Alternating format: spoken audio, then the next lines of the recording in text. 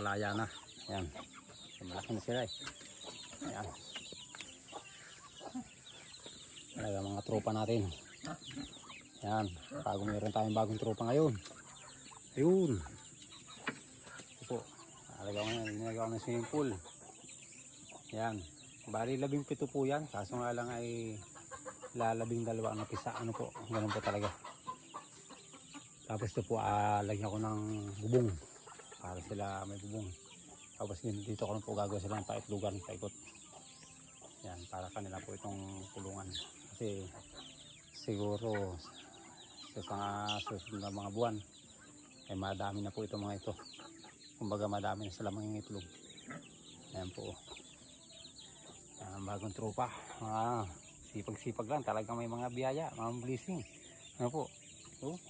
Basta hindi matakaw ng itlog. Dumadami. Ano po?